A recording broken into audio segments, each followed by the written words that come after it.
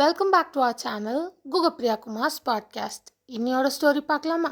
இன்னைக்கு நம்ம பார்க்க போகிற ஸ்டோரி ஆங்க்ரி ஸ்னேக். ஒரு நாள் ஒரு கார்பெண்டர் அவரோட ஒர்க் ஷாப்பை க்ளோஸ் பண்ணிட்டு வீட்டுக்கு போனார். அவர் போனதுக்கப்புறம் பசியோடு இருந்த ஒரு பாய்சனஸ் ஸ்னேக் அந்த ஒர்க் ஷாப்புக்குள்ளே வந்துச்சு. சாப்பாடு கிடைக்குமான்னு எல்லா பக்கமும் தேடிட்டு போயிட்டு இருந்துச்சு.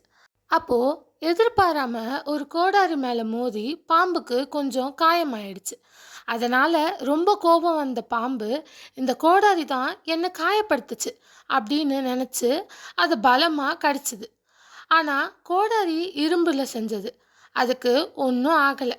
அந்த கோடாரியை கடிச்சதுனால அந்த பாம்போட வாய் ஃபுல்லாக ரத்தமாயிடுச்சு.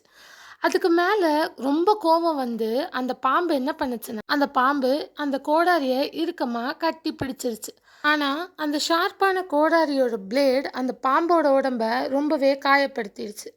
மறுநாள் காலையில் கார்பெண்டர் ஒர்க் ஷாப்பை திறந்து பார்த்தாரு. பாம்பு செத்து கோடாரியை சுற்றி இருந்ததை பார்த்தாரு. பாம்பு வேறு யாராலையும் சாகலை, அதோட சொந்த கோபம்தான் அதை அழிச்சிடுச்சு. இந்த ஸ்டோரி மூலமாக நமக்கு என்ன புரிஞ்சதுன்னா, நம்ம கோபத்தில் இருக்கும்போது சில நேரம் மற்றவங்கள ரொம்ப ஹர்ட் பண்ணிடுவோம். ஆனால் கடைசியில் பார்த்தா அதிகமான நஷ்டம் நமக்கு தான் நடந்திருக்கும். அதனால் யாராவது நம்ம மனசை கஷ்டப்படுத்தினா உடனே ரியாக்ட் பண்ணாமல் கொஞ்சம் யோசித்து ஆக்ட் பண்ணுங்கள். சில சண்டையை இக்னோர் பண்ணுறது தான் பெரிய victory. Moral of the story என்ன தெரியுமா? கோபம் நம்ம பிக்கெஸ்ட் எனிமி. ஆங்கரை கண்ட்ரோல் பண்ண தெரிஞ்சவன் தான் நிஜமாகவே ஸ்ட்ராங்கான பர்சன். ரியாக்ட் பண்ணுறதுக்கு முன்னாடி இந்த விஷயம் உண்மையாகவே ஒர்த்தான்னு ஒரு நிமிஷம் யோசிச்சு பாருங்கள்.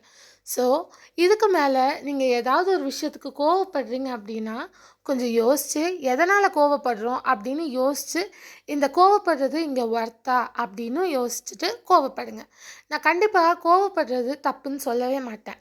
ஆனால் இதுக்கு கோவப்படணுமா அப்படின்னு யோசிச்சுட்டு கோவப்படுங்க. இந்த ஸ்டோரி உங்களுக்கு புரிஞ்சிருக்கும்னு நினைக்கிறேன். புரிஞ்சுக்கோங்க. யாராச்சும் உங்களை கோவப்படுத்த ட்ரை பண்ணாங்கன்னா அவங்கக்கிட்ட கூடுமான அளவுக்கு பேசி, இந்த மாதிரி பண்ணாதீங்க, எனக்கு ஹர்ட் ஆகுது, அந்த மாதிரி சொல்ல பாருங்கள்.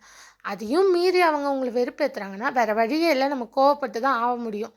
ஆனால் அதையும் கண்ட்ரோல் பண்ண ட்ரை பண்ணுங்கள். ஸோ நம்ம கோவத்தை நம்ம கண்ட்ரோல் பண்ணும்போது தான் நம்ம எவ்வளோ ஸ்ட்ராங் பர்சன்னு நம்ம வெளியில் காட்ட முடியும். ஸோ கண்டிப்பாக உங்கள் கோவத்தை நீங்கள் கண்ட்ரோல் பண்ணுவீங்கன்னு நான் நினைக்கிறேன். கண்ட்ரோல் பண்ணுங்கள், ஓகேயா? So angriness destroys your whole life. Thanks for வாட்சிங். லைக், ஷேர், சப்ஸ்கிரைப்லாம் பண்ணிக்கோங்க. நாளையோட தாட் வீடியோவில் உங்கள் எல்லாரையும் நான் மீட் பண்ணுறேன். Bye guys.